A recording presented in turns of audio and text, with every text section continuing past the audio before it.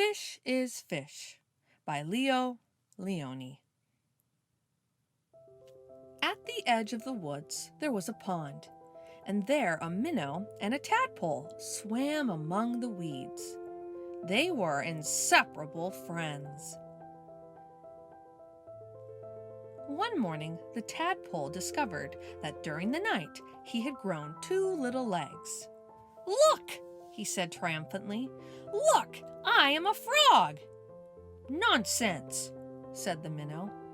"How could you be a frog if only last night you were a little fish, just like me?"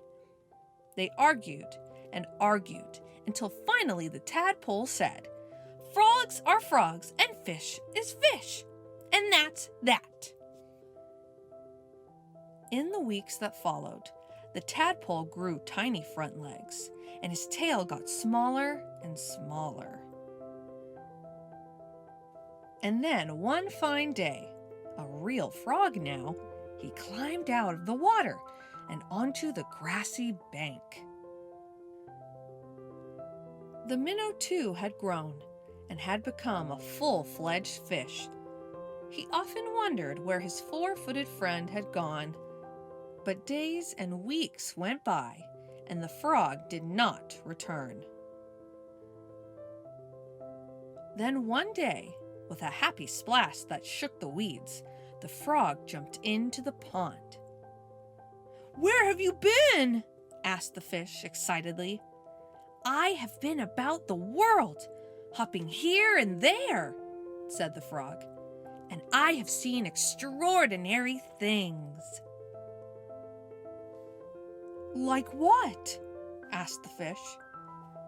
"Birds," said the frog mysteriously. "Birds!" And he told the fish about the birds, who had wings and 2 legs and many, many colors. As the frog talked, his friend saw the birds fly through his mind like large feathered fish. "What else?" asked the fish impatiently. "Cows," said the frog. "Cows. They have 4 legs, horns, eat grass, and carry pink bags of milk." "And people," said the frog. "Men, women, children?" And he talked and talked until it was dark in the pond. But the picture in the fish's mind was full of lights and colors and marvelous things, and he couldn't sleep. If he could only jump about like his friend and see that wonderful world.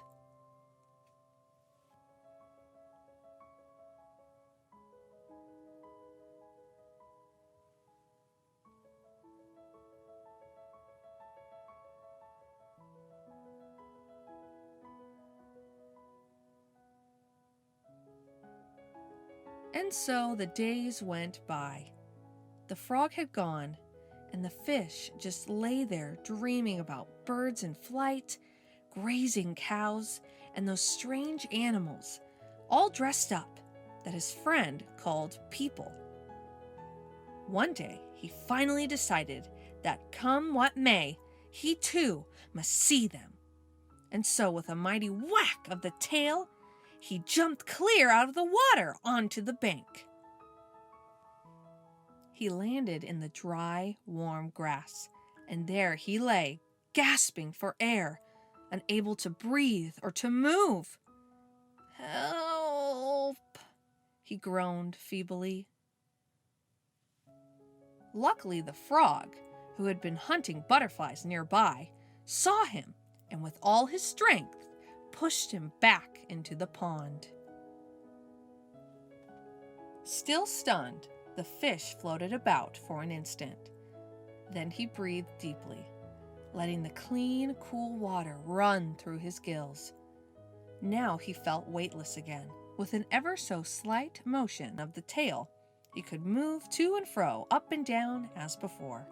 The sun rays reached down within the weeds and gently shifted patches of luminous color. This world was surely the most beautiful of all worlds. He smiled at his friend, the frog, who sat watching him from a lily leaf. "You were right," he said. "Fish is fish." Well, that's the end of Storytime with Miss J for today.